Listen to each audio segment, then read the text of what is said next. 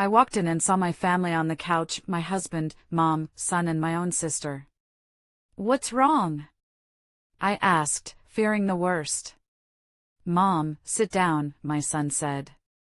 "You need to accept a new reality. You're not in charge of this family anymore. Aunt Brenda. She makes Dad happier now." I was furious, they all knew. I left the room without a word. The next day, I had 118 missed calls when they realized the revenge I had prepared. "Hello there. Thank you for being here with me today. Please, make yourself comfortable. I'm going to tell you a story. It's my story. And it's not an easy one to tell, so I appreciate you lending me your time and your ear. Before I begin my story, I'd love to know which city you're joining us from. Please feel free to share in the comments. Now, let me take you into this story. You know, for the longest time, I thought I had it all. I really did.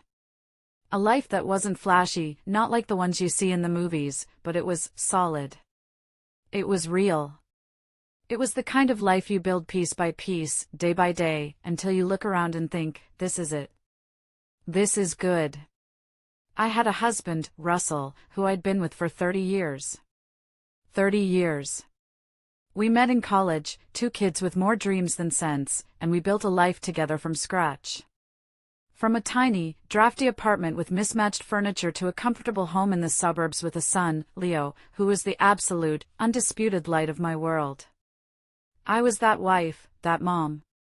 The one who remembered every birthday, every parent-teacher conference, every doctor's appointment.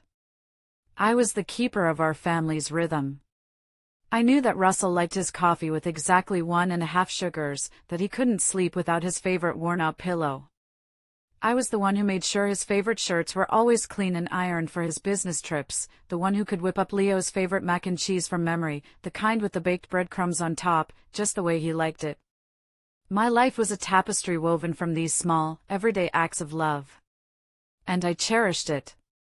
It was my purpose. I truly believed that this foundation of trust and shared history was unbreakable. That love, our love, was enough to protect me, to protect my dignity. I was wrong. My name is Lorraine, and this is the story of how my entire world was built on a lie. It's a story of betrayal, a betrayal so deep and so personal that it forced me to become someone I never imagined I could be. It all started so quietly, as these things often do. Not with a bang, but with a whisper. A little whisper of wrongness in a life that had always felt so right. It was a Tuesday afternoon in early spring. I remember the sun was streaming through the kitchen window, catching the dust motes dancing in the air. The faint smell of freshly cut grass drifted in from the neighbor's yard. It was a perfectly ordinary day. I was sitting at our old oak table, the one we bought at a flea market when we were first married, its surface scarred with the history of 30 years of homework and family dinners. I was doing the monthly bills. Just a normal, boring chore. I had a system. I'd sort them into piles, utilities, mortgage, credit cards, and pay them one by one. As I opened the statement for our shared credit card, my eyes scanned the list of charges. The grocery store, the gas station, Leo's new soccer cleats, and then a line item that made me pause. $250. The Grand Regency Hotel. I frowned, tapping the paper. The Grand Regency was a fancy hotel downtown, the kind people used for romantic getaways or big corporate conferences. We hadn't been there. I would have remembered a $250 night at the Grand Regency. I thought back over the last month, picturing the calendar in my head. There was nothing. No anniversaries, no special occasions. Just the steady, predictable rhythm of our lives. When Russell came home that evening, the smell of garlic bread already filling the house, I decided to bring it up. I didn't want to be accusatory. I just wanted an explanation. I waited until after dinner, after we'd cleared the plates and Leo had gone up to his room to do his homework. We were sitting in the living room, the TV murmuring in the background. "Hey, honey," I said, folding the laundry on the couch. A funny thing on the credit card bill this month. He looked up from his newspaper, peering at me over his reading glasses. Oh yeah? What's that? There's a charge from the Grand Regency downtown. From a couple of weeks ago. Do you remember what that was for? I watched his face carefully. There was no flicker of panic, no hesitation. He just blinked, then a look of recognition dawned. Oh, that. Right. The company booked a block of rooms for that marketing summit. A bunch of the executives from out of town flew in. I had to go down there for a dinner meeting one night. He folded his paper and set it aside. Don't worry about it, the reimbursement check is already on its way. I probably just forgot to submit the expense report right away. It sounded so plausible. So simple. It was a perfectly reasonable explanation. And I wanted to believe him. I was a wife who trusted her husband. That was the cornerstone of our entire marriage. So, I nodded. Oh, okay. That makes sense. I tucked the bill back into its envelope and put it in the paid pile. But as I went to sleep that night, lying next to him in our bed, I couldn't shake the feeling that something was off. It was just a little thing, a tiny detail. But it was a thread, and if I pulled on it, I was terrified that my whole world might unravel. So I didn't. I told myself I was being silly, that 30 years of marriage had earned him the benefit of the doubt. But I couldn't shake the feeling that the ground beneath my feet had just shifted, ever so slightly. That little seed of doubt started to grow over the next few months, watered by small, strange moments that just didn't add up. My sister, Brenda, started coming over more often. Which, on the surface, should have been a wonderful thing. We were sisters, only 2 years apart, and had always been close. Or so I thought. But her visits started to feel different. She'd always show up on weekdays, usually on a Wednesday, when she knew Leo was at school and I was at my part-time job at the local library. I'd come home early one day, my shift ending unexpectedly, to find her car in the driveway. When I walked in, I found her and Russell in the kitchen, leaning against the counter, laughing intimately over a half-empty bottle of wine. The air was thick with a kind of comfortable familiarity that felt exclusive, like an inside joke I wasn't a part of. They both jumped a little when I walked in, their smiles freezing for a split second before becoming overly bright, overly welcoming. "Lorraine!" Brenda chirped, rushing over to hug me. "I just popped by to see if you had any extra flour for the bake sale." Russell and I got to talking. "Yeah," Russell added, swirling the wine in his glass. "Brenda was just telling me the funniest story about her neighbor." "You just missed it." I forced a smile, the hug feeling stiff and strange. "Oh, well, the flour's in the pantry, you know that." But the excuse felt thin, flimsy. And the way they looked at each other when they thought I wasn't watching, it was a look that passed between them that was more than just brother-in-law and sister-in-law. Then there were the phone calls. Russell had always been a bit attached to his phone, but now it was like an extension of his hand. He'd be on it constantly, smiling and texting, but the moment I walked into the room, he'd quickly lock the screen and put it face down on the table. "Just a work thing," he'd mutter if I asked. Once, his phone buzzed late at night after we'd gone to bed. He snatched it off the nightstand so fast, I barely saw the screen light up. He got out of bed and went into the bathroom to take the call, closing the door softly behind him. I lay there in the dark, staring at the ceiling, my stomach in knots. Our own mother, Beverly, seemed to be in on it too, in her own subtle, manipulative way.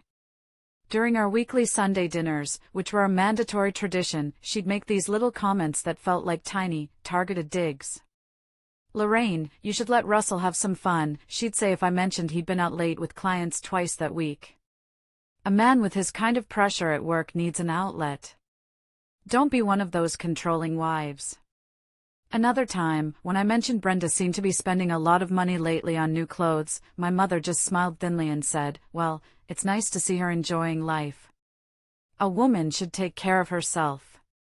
The underlying message was always there: Russell and Brenda could do no wrong, and if I had a problem with it, the problem was me. I felt like I was going crazy. I tried to bring it up with Russell once, gently. We were in the car, driving home from a movie. "It seems like you and Brenda are spending a lot of time together lately," I said, trying to keep my voice light. He shot me a look of pure indignation. "She's your sister, Lorraine. Are you saying I can't be friends with my own sister-in-law? My God, you're getting paranoid in your old age." The conversation was shut down. I was the paranoid one. The insecure one. The controlling one. They were so united, a solid wall of denial that made me question my own sanity. I started to pull back, to watch from the sidelines, feeling like a stranger in my own home. I was still making the mac and cheese and ironing the shirts, but the joy was gone. It was just motion, a hollow routine I performed while a storm gathered inside me. The worst part was the loneliness. To be surrounded by your family, your husband, your sister, your own mother, and feel utterly, completely alone, it's a cold, hollowing feeling. I was clinging to the hope that I was wrong, that this was all just a terrible misunderstanding. But deep down, I think I already knew. I just wasn't ready to face it. The moment the illusion shattered wasn't dramatic. It wasn't a scene from a movie. There was no screaming match, no door slamming. It happened on a quiet Thursday night. The house was peaceful. Russell was watching a game in the den, and I was in the kitchen, trying to find a recipe for a lemon meringue pie I wanted to make for the weekend. My old cookbook was falling apart, so I decided to look it up online. Leo was in the living room, doing his history project on my tablet. Our old desktop computer had finally given up the ghost a few weeks prior. "Hey sweetie," I called out. "Can I borrow my tablet for a few minutes? I need to look something up." "Sure, Mom," he said. A few minutes later, he came into the kitchen and handed it to me, before heading upstairs. As I took it, I saw that an instant messaging app was open on the screen, something I rarely used. And at the top of the conversation list was a group chat with a name I'd never seen before, The Confidants. My heart gave a strange little flutter. Curiosity got the better of me. Who were these confidants? I tapped on the group name, and the participants were listed right there: Russell, Brenda, and Beverly. My husband, my sister, and my mother. My blood ran cold. My hands started to tremble. This had to be a mistake. Maybe it was for planning a surprise party for me? My birthday was a few months away. It was a desperate, flimsy hope, and I knew it. With a deep, shuddering breath, I started to scroll up. The conversation stretched back for months. And as I read, the world I knew, the life I had built, the very foundation of my identity, crumbled into dust around me. It was all there. In black and white. Vile, irrefutable proof. "Brenda, he's taking me to that steakhouse Friday. Just tell her you're working late." My breath hitched. My hand flew to my mouth to stifle a sob. That was our anniversary steakhouse. The place Russell had proposed to me 31 years ago. A place I thought was sacred to us. Russell, done. She won't suspect a thing. She's too busy planning Leo's birthday party to notice anything. A wave of nausea washed over me. I had spent weeks planning that party, staying up late to hand-make decorations, wanting every detail to be perfect for my son, while he was using my love for our child as a cover for his sordid little trysts. I felt dizzy. I had to sit down at the kitchen table, the screen of the tablet glowing with betrayal. I kept scrolling, my eyes burning, forcing myself to absorb every poisonous word. They joked about a sweater I had bought him for Christmas. They mocked my taste in movies. They laughed about a time I'd gotten a flat tire and had to call him for help, a memory I had thought was a sweet example of him being my hero. To them, it was a joke about my incompetence. And then, the message that broke me. the one that turned the knife. It was from my own mother. "Beverly, just be careful, you too. We can't have her finding out before we secure the inheritance from your father's estate. Once that's settled and we have control of the trust, she'll have no choice but to accept the new reality. Inheritance." My father, who had passed away 2 years prior, had been a careful, successful man. He had left me a significant sum, along with the paid-off house we were living in, which had been in our family for generations. They weren't just betraying me emotionally. They were actively plotting to steal my financial security, my legacy from my dad. This wasn't a passionate mistake. This was a cold, calculated conspiracy. In that moment, sitting in the dim light of my once happy kitchen, the old Lorraine, the trusting, loving, forgiving Lorraine, died. She evaporated, leaving behind something cold, hard, and sharp. The grief was immense, a physical weight on my chest that made it hard to breathe, but underneath it, a different feeling was beginning to smolder. It was rage. A pure, clean rage that burned away the confusion and the self-doubt. They thought I was a pushover. They were about to find out what happens when you push someone too far. The days that followed were a blur of calculated numbness. I moved through my life like a ghost, an actress playing the part of myself. I performed my duties with a chilling precision. I made breakfast, the clinking of the silverware sounding unnaturally loud in the silent kitchen. I packed Leo's lunch, a little note tucked inside just like always, my handwriting the only thing that didn't feel like a lie. I kissed Russell goodbye in the morning, the touch of my lips on his cheek feeling like ash, a phantom gesture from a life that was no longer real. But inside, I was a different person.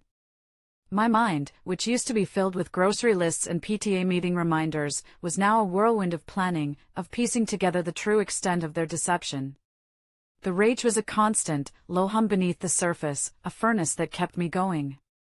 The final, brutal confirmation came from the one person who never meant to hurt me, my son. The final nail in the coffin of the family I thought I knew. It was a Saturday morning, a few days after I'd discovered the group chat. The weather was beautiful, one of those perfect autumn days. We were in the backyard, planting some new tulip bulbs for the spring. It was a ritual we had, a small tradition. Leo was digging in the dirt, his face smudged and serious as he carefully placed a bulb in the hole he'd made. Out of nowhere, he looked up at me with his big, innocent eyes, the same color as mine, and said, "Mom, why does Dad play the secret wrestling game with Aunt Brenda?"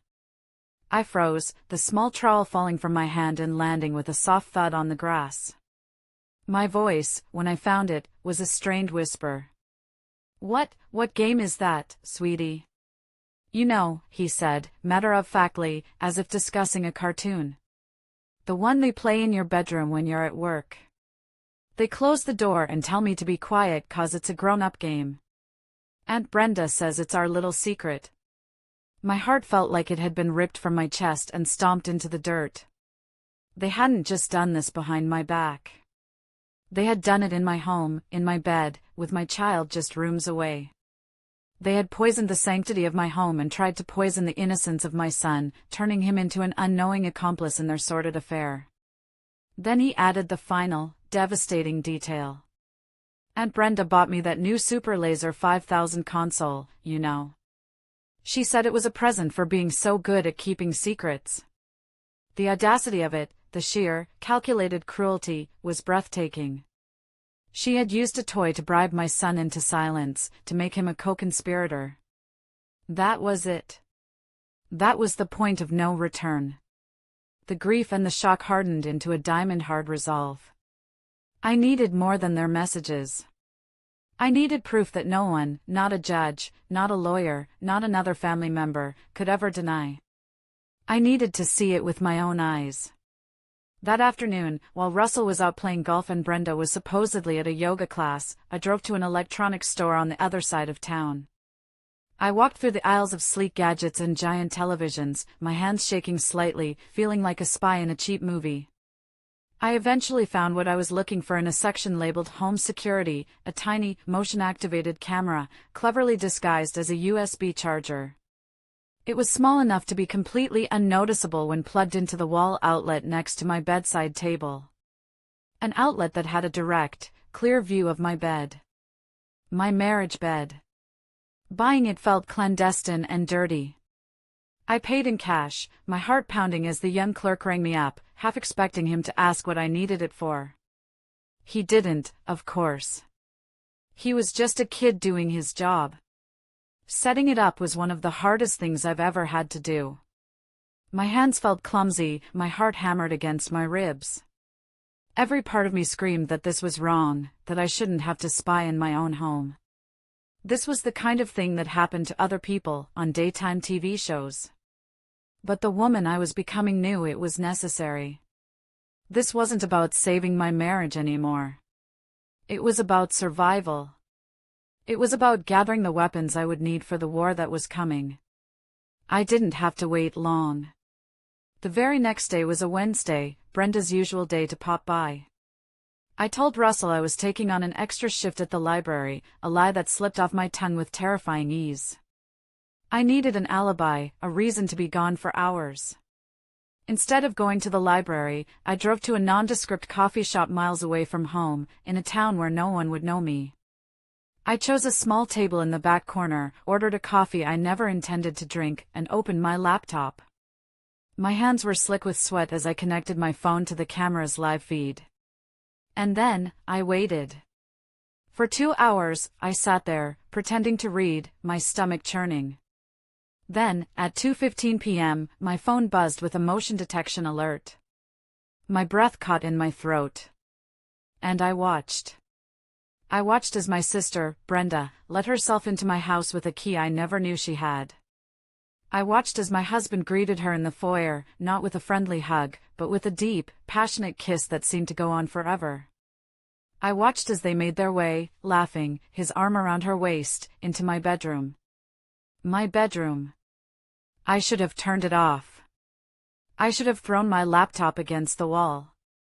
But I couldn't. I sat there, in a public coffee shop with cheerful music playing in the background, and forced myself to witness the complete and utter desecration of my life. I watched them on my bed, the bed where I had slept for 30 years, the bed where my son had been conceived, the bed where I had cried myself to sleep for the past few weeks. And then I saw it. The final, intimate betrayal. The detail that would burn itself into my memory forever. Around Brenda's neck was a delicate gold locket. My grandmother's locket. My grandmother had given it to me on my 16th birthday, her hands trembling as she fastened it around my neck. It had gone missing years ago, and I had been heartbroken, searching the house for weeks, assuming I'd lost it forever. I watched, frozen, as Russell took the locket in his fingers. He opened it, revealing the tiny, faded photos of my parents on their wedding day inside. And he kissed it gently, right before he kissed my sister. He had stolen a piece of my history, a piece of my soul, and given it to her as a trophy. I didn't scream. I didn't cry. A strange, chilling calm settled over me. It was the calm of absolute certainty. There were no more doubts, no more questions. There was only the cold, hard truth. I reached out a steady hand and clicked record. I let the camera run for another 10 minutes, capturing more than enough undeniable evidence. Then I saved the video file to a secure cloud drive, and to a separate USB stick. I packed up my laptop. I walked out of that coffee shop, leaving a full, cold cup of coffee on the table. The woman who had walked in there a few hours earlier was gone forever. In her place was a woman with a mission. They had treated me like a fool. They had laughed at my expense. Now, they were going to see what their fool was truly capable of. The game was on. And I was going to win. The next morning, I called in sick to the library. I told them I had a terrible migraine, which wasn't entirely a lie.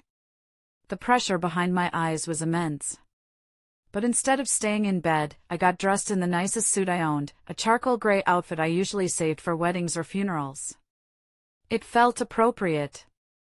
This was, after all, the funeral of my marriage. I drove to the city. My destination was a tall, glass building with the names of a prestigious law firm etched in gold on the door. I had spent the entire night researching, fueled by coffee and rage, looking for the best, most ruthless divorce attorney I could find.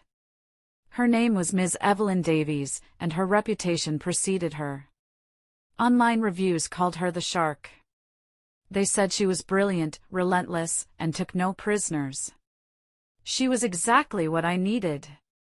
I sat in the plush, silent waiting room of her office, feeling small and out of place among the expensive leather chairs and modern art.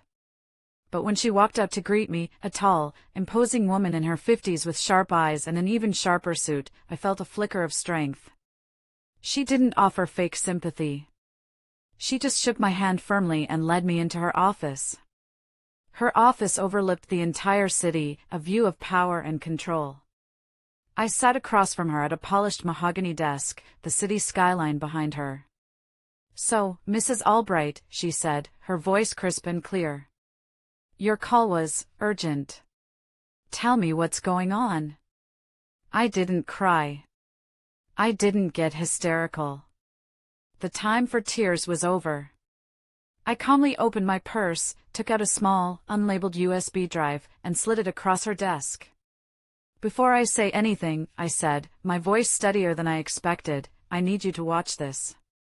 She raised a perfectly sculpted eyebrow, but she took the drive and plugged it into her computer. I didn't watch the screen. I watched her face. Her professional demeanor didn't crack, but I saw her jaw tighten almost imperceptibly. I saw her eyes narrow into slits. When the 10-minute video was over, she closed the laptop with a soft click and turned her full attention to me. "I see," she said, her voice now laced with a cold fury that mirrored my own. "Please, continue." And so I did. I laid out everything. I gave her the printouts of the group chat, hundreds of pages of their vile correspondence. I gave her the bank statements I had secretly copied, highlighting the unexplained withdrawals and the transfers to a secret account in Russell's name. I told her about my father's inheritance, the house that was legally mine, and the suspicious second mortgage that had been taken out against it 6 months ago, a document I had found in Russell's desk that bore a clumsy, forged version of my signature. When I finished, she leaned back in her chair and steepled her fingers, looking at me for a long moment. The silence stretched on. "Lorraine," she finally said, her voice dropping, becoming more serious. "I want to be very clear. This is not just an infidelity case. This is a coordinated, systematic campaign of financial and emotional abuse. What your husband, your sister, and your mother have done, it's not just wrong, it's criminal. We have them on bank fraud, conspiracy to defraud, and forgery. This goes far beyond a simple divorce." Hearing my deepest fears validated by this powerful, intelligent woman felt like a dam breaking inside me. The weight I had been carrying alone suddenly felt a little lighter. "I don't just want a divorce," I told her, the words tasting like metal in my mouth. "I want to take back everything they have stolen from me. My money, my house, my life. I want to make sure they can never do this to anyone ever again." Ms. Davies smiled, a thin, sharp smile that didn't quite reach her eyes. It was the smile of a shark that had just scented blood in the water. "Oh, we'll do more than that," she said. "We're going to dismantle their entire world. We will pursue this both in civil court for the divorce and the return of your assets, and I will be handing over a copy of this file to the district attorney's office. They will face criminal charges." We spent the next 2 hours mapping out a strategy. It was a two-pronged attack. The first prong was the silent, legal one. Ms. Davies and her team would begin the process of freezing assets and preparing a mountain of legal paperwork that would drop on them like an avalanche. The second prong was my own. I told her I couldn't just let this play out in courtrooms. I needed to confront them. I needed to see the looks on their faces when their perfect, secret world came crashing down. And I knew the perfect place to do it. Our family had a tradition, a big Sunday dinner at my mother's house every month. It was their stage, the place where Beverly played the benevolent matriarch and they all reinforced their web of lies. It was supposed to be next week. It would be their last supper. I would be the one serving up justice. And it would be a dish best served cold. Ms. Davies, after a moment of consideration, agreed. A public confrontation with witnesses would make their denials in court all the more difficult. For the next week, I became the greatest actress of my lifetime. I went home and I played the part of the happy, oblivious wife. It was the most excruciatingly difficult performance of my life. I smiled when Russell walked in the door. I made his favorite dinner, pot roast. I asked him about his day and listened to his lies with a serene, interested expression on my face. Inside, I was a coiled spring of rage and anticipation, but on the surface, I was a placid lake. Sharing a bed with him was the worst part. Lying there in the dark, feeling the warmth of his body next to mine, a body that had been with my sister just days before. I would wait until his breathing evened out into a deep sleep, and then I would slip out of bed and go downstairs. I'd sit in the dark kitchen with my laptop, going over the evidence again and again, feeding my rage, strengthening my resolve. I was like a general planning a battle, memorizing every detail of the enemy's weakness. Brenda called me twice that week, her voice dripping with the fake, cloying concern that I now saw for what it was. "Hey, sis. Just checking in. You've seemed a little quiet lately. Everything okay?" "Just tired from work," I'd reply, my voice smooth as silk. "Looking forward to Sunday dinner, though. It'll be nice for us all to be together." "Me too," she chirped, oblivious. "I'm making my famous apple crumble for dessert." The irony was so thick I could have choked on it. The plan for the dinner was simple but devastating. Ms. Davies had helped me prepare 4 packages. Each one was a thick manila envelope, and inside each was a curated collection of their crimes, tailored to the recipient. For Russell, there were screenshots of his most damning messages with Brenda, glossy 8x10 stills from the bedroom video, and bank statements showing money moved from our joint account to his secret one. For Brenda, there were her own incriminating messages, proof of her lavish spending, and a copy of the deed to my house showing the fraudulent loan taken out against it. And for my mother, Beverly, there were her messages orchestrating the entire affair, especially the parts about my inheritance and the college fund my father had set up for Leo, which they had been systematically draining. The 4th envelope was for Brenda's husband, Dale. It was the thinnest, but the most brutal. It contained only what he needed to know, proof of the affair and the theft from their son's education savings. The day of the dinner, I made sure Leo had a sleepover arranged at his best friend's house. I dropped him off that afternoon with a hug that lasted a little longer than usual. "I love you more than anything in the world, you know that, right?" I whispered into his hair. He just grinned, told me I was being weird, and ran off to play with his friend. I would not have my son witness the carnage that was about to unfold. As I got ready that evening, I looked at myself in the mirror. The woman looking back at me was different. The softness around her eyes was gone, replaced by a steely glint. The perpetual worry line between my brows had smoothed out, replaced by a look of grim determination. I chose my outfit carefully, a simple, elegant dark blue dress. I wanted to look composed, in control. I was not a victim about to be thrown to the wolves. I was the hunter, and the trap was set. Tonight, the charade would end. Tonight, they would finally see the woman they had created. The drive to my mother's house felt surreal. The familiar streets of my childhood town looked different, colored by the new, harsh reality I was living in. Beverly's house was the epicenter of my family's life, a large, pristine colonial home with white columns and a perfectly manicured lawn. It always screamed wealth and good taste on the outside, but I now knew it was rotting from the inside out, a beautiful facade hiding a core of decay. When I walked in, the scene was disgustingly perfect. The smell of roast beef and rosemary filled the air. My mother, Beverly, greeted me at the door with a kiss on the cheek that felt like the touch of a snake. "Lorraine, darling. I'm so glad you could make it. You look lovely." Russell was already there, holding a glass of whiskey, laughing with Brenda's husband, Dale, a good, simple man who worked as a contractor and who had no idea he was living a lie, too. Brenda came out of the kitchen, wiping her hands on a frilly apron, playing the part of the dutiful daughter. "Lorraine! You look great," she chirped, her voice a little too high. She hugged me, a quick, brittle embrace, and I had to use every ounce of self-control not to recoil.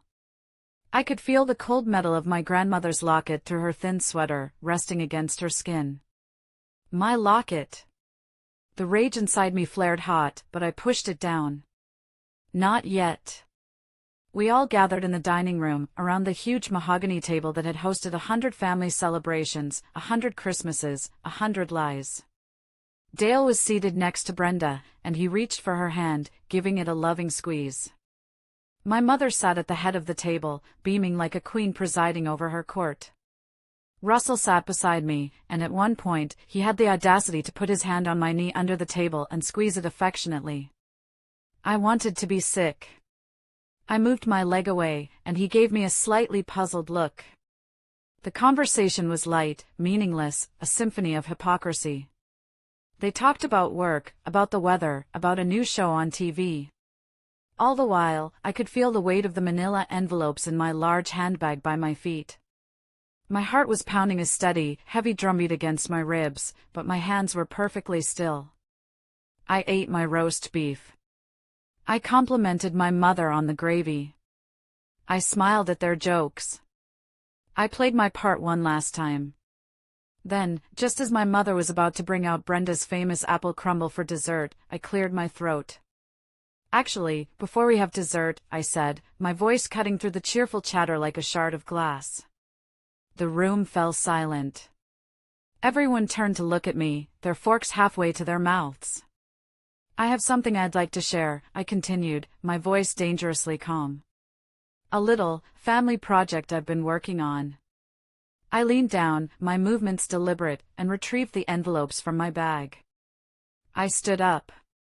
The sound of my chair scraping against the hardwood floor seemed to echo in the room. I walked around the table, a grim reaper delivering judgment. I placed one envelope in front of Russell, one in front of Brenda, and one in front of my mother. Beverly looked at the thick, brown envelope, her eyes narrowing. "Lorraine, what is this? Some kind of joke?" "Go ahead," I said, my voice as cold and flat as a frozen lake. "Open them." The sound of paper tearing was deafening in the silent room. I stood at the end of the table and I watched their faces, one by one. I saw Russell's confident smirk falter as he pulled out the first page, a screenshot of him and Brenda kissing in my foyer. I saw his face drain of all color, turning a pasty, sickly white as he flipped through the glossy 8x10 stills from the bedroom camera. I saw Brenda's hand fly to her mouth, a choked gasp escaping her lips as she read her own treacherous words, her texts planning secret meetings, mocking me. I saw her eyes dart around the room like a trapped animal. And I saw my mother's regal composure shatter. Her face turned a mottled, ugly shade of red as she stared at the evidence of her conspiracy, the printouts detailing her plan to secure my inheritance. Dale, utterly confused, looked from his wife's horrified face to me. "Lorraine, for God's sake, what's going on?" I had an envelope for him, too. I walked over and handed it to him, my eyes soft with a pity I only felt for him. "I think you deserve to know, Dale. You're part of this family, too." He opened it. His face, as he read, went through a rapid, terrible transformation. Confusion turned to disbelief, disbelief to dawning horror, and finally, to a look of such profound, gut-wrenching pain that I almost looked away. He looked at the bank statements, at the proof that the college fund he worked so hard to build for their son was nearly empty. The silence that followed was heavy, suffocating. It was the silence of utter ruin. Then, all hell broke loose. "What the hell is this?"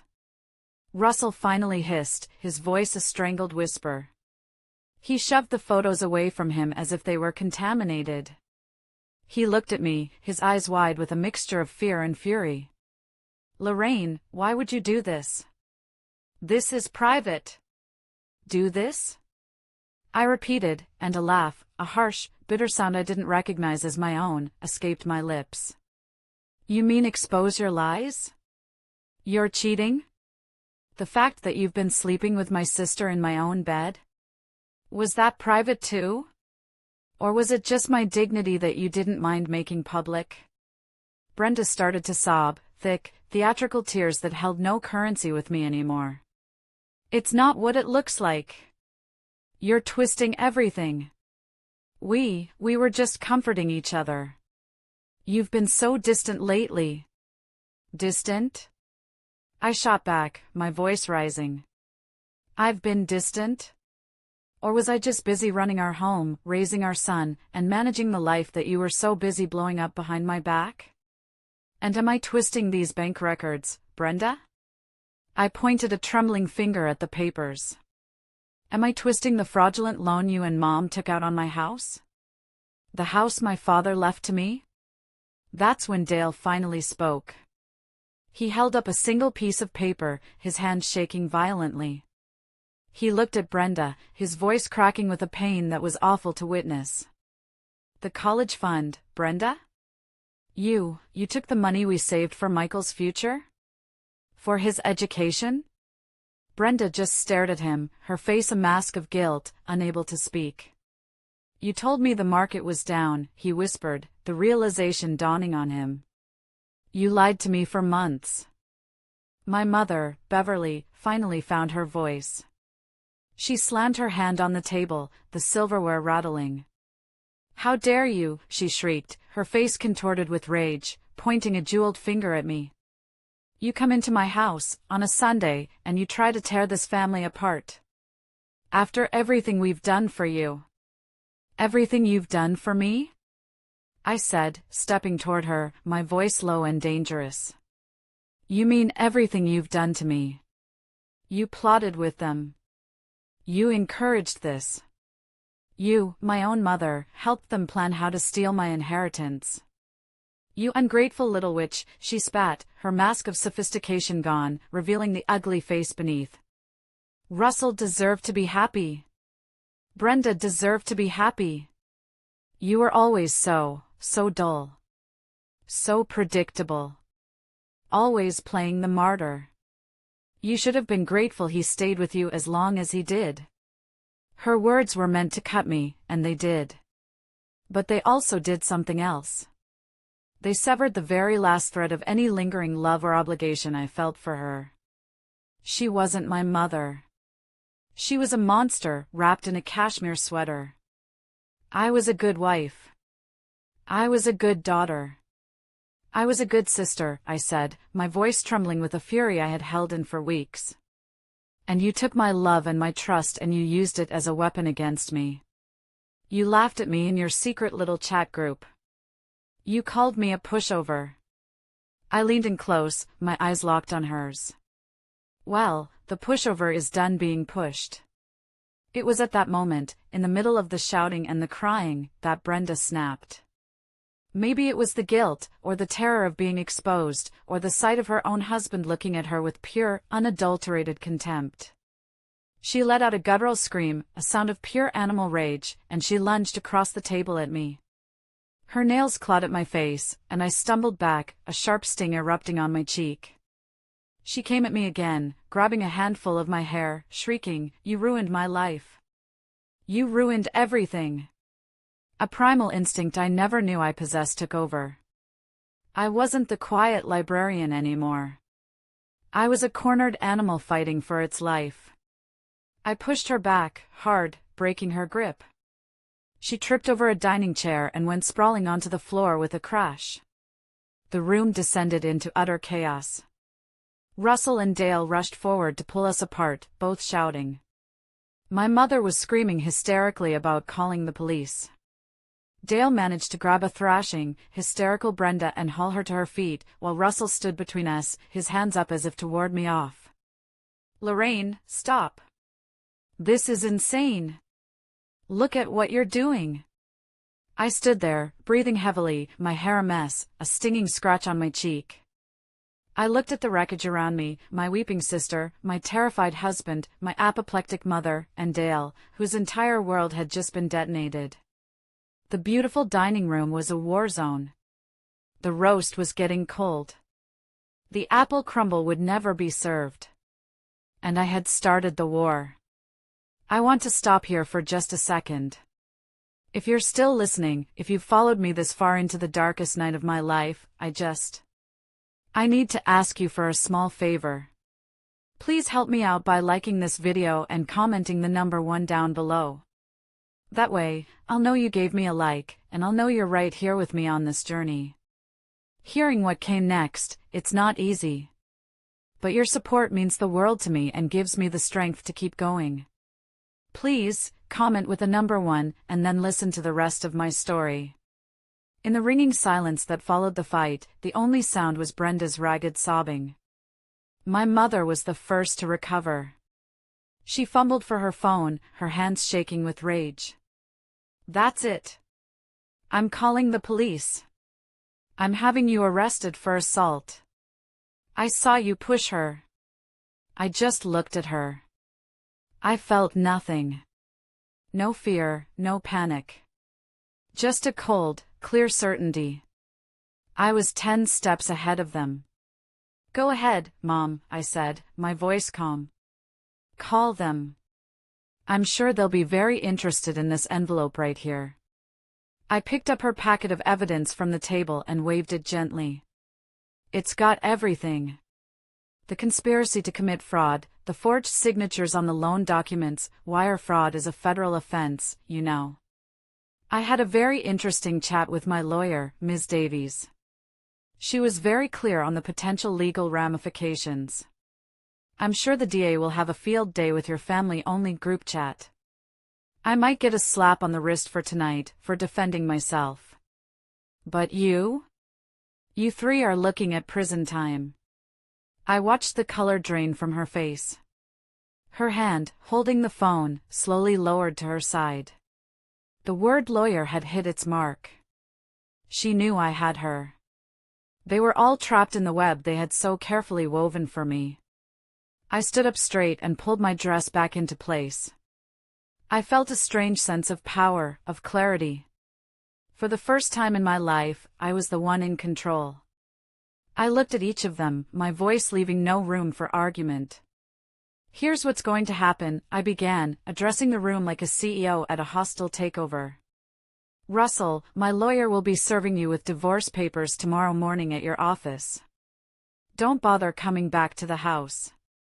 I've already had the locks changed this afternoon while you were here." His mouth opened and closed like a fish. "You can't do that.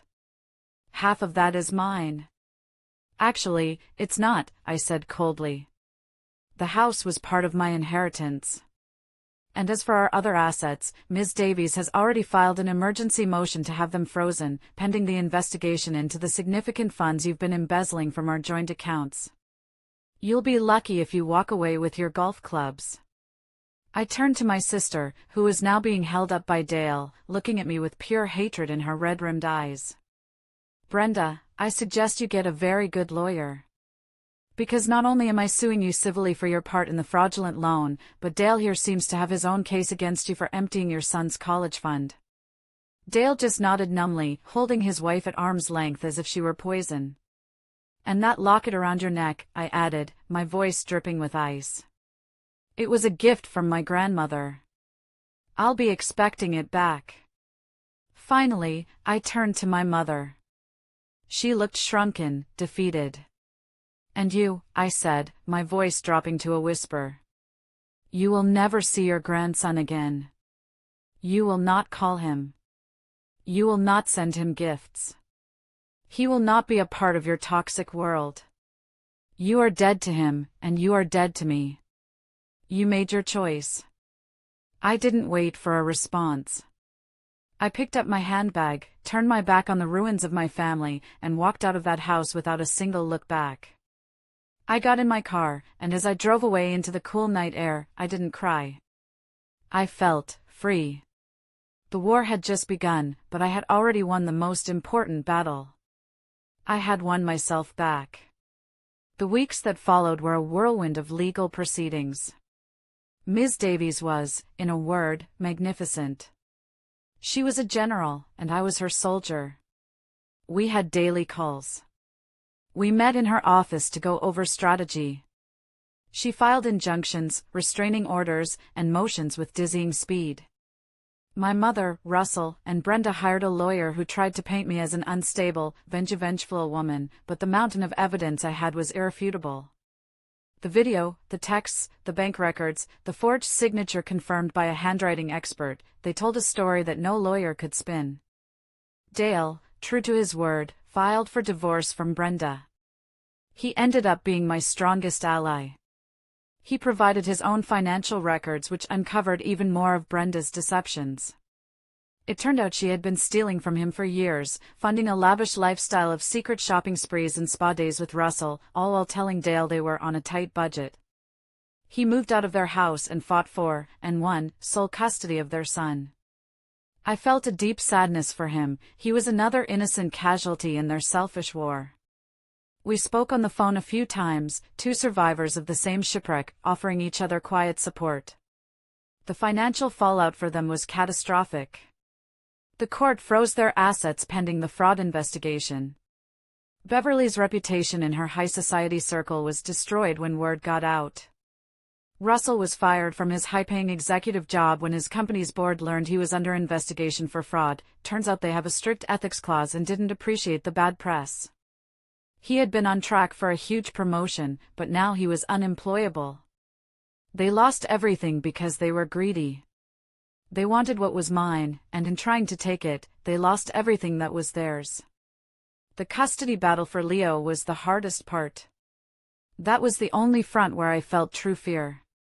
Russell and my mother tried to use the fight at the dinner against me, claiming I was a violent and unfit mother.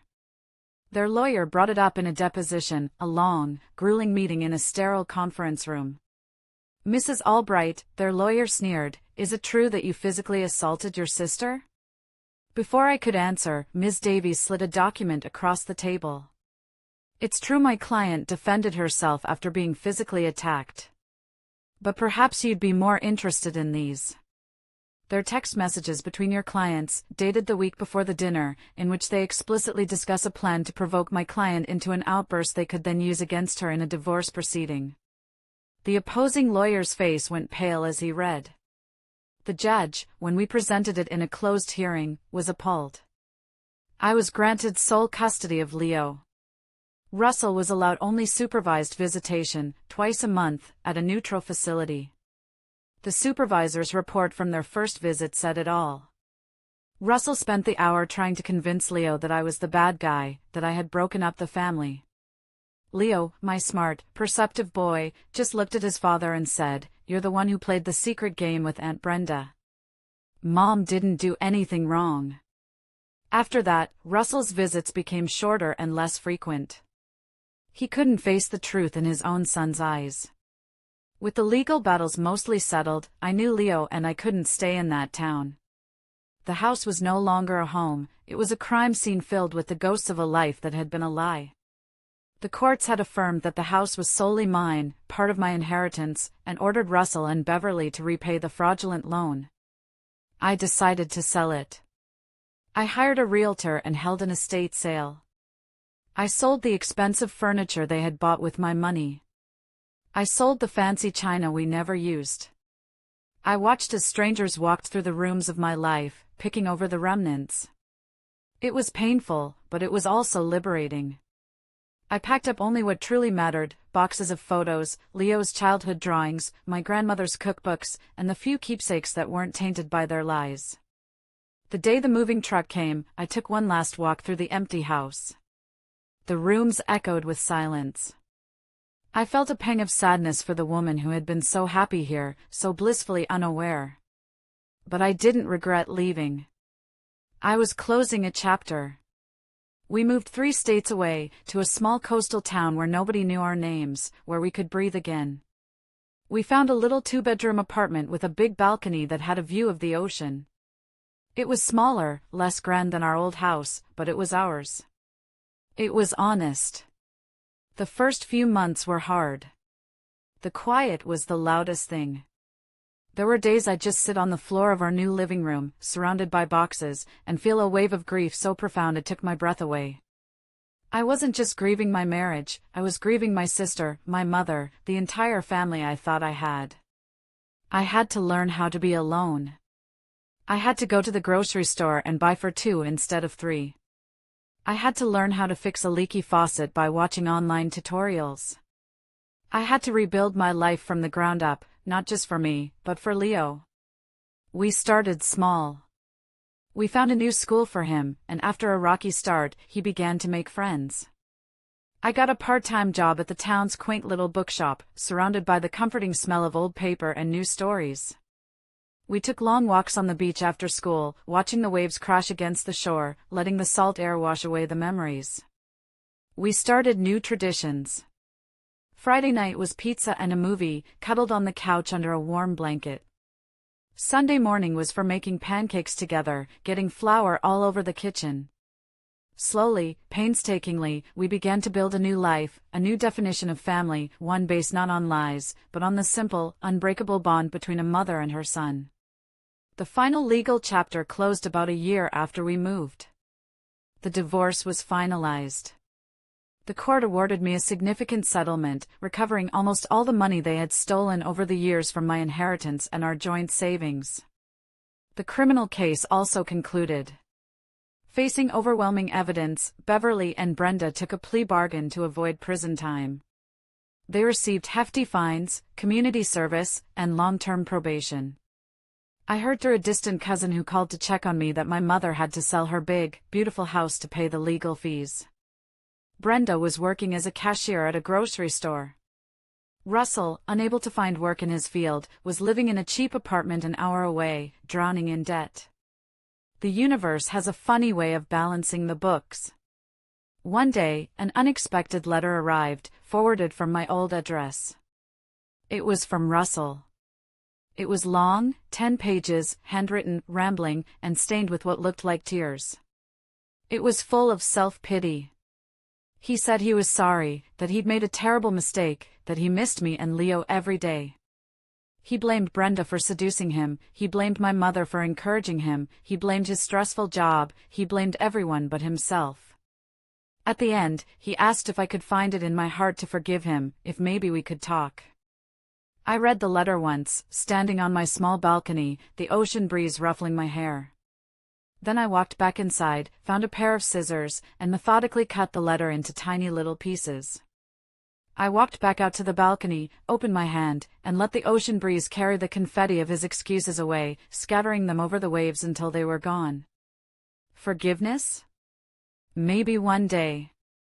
But forgiveness is for my own peace, not for his absolution. He hadn't earned it. My life isn't perfect now. There are still scars. There are days when a sad song on the radio will make my chest ache, or when I see a happy family that looks like mine used to, and I feel a pang of loss for the lie I once believed in. But the scars are a part of my story, a reminder of the strength I never knew I had. Leo is thriving. He's a teenager now, tall and funny, with a good heart. He's on the soccer team. He has a crush on a girl in his science class. He is happy. He is safe. And me? I'm happy too. I've found a quiet, simple joy that I never knew when I was living in that big, beautiful house full of secrets. I have friends from the book club at the shop. I'm taking a pottery class. I'm learning how to be just Lorraine, not someone's wife or daughter, but my own person. Sometimes, when I'm at the bookshop, a customer will come in looking for a story with a happy ending. I always smile, because I finally have one of my own. It's not a fairy tale ending, not the one I would have written for myself all those years ago. But it's a real one. It's the story of a woman who was pushed to the edge and found out that she could fly. Thank you for listening. Thank you for being here with me. If my story has touched you in any way, if it has made you feel less alone, or given you a bit of strength, please, share it with someone who might need to hear it. You never know whose life you might touch. Take care of yourselves, and never, ever let anyone make you feel like you're less than you are. You are stronger than you know.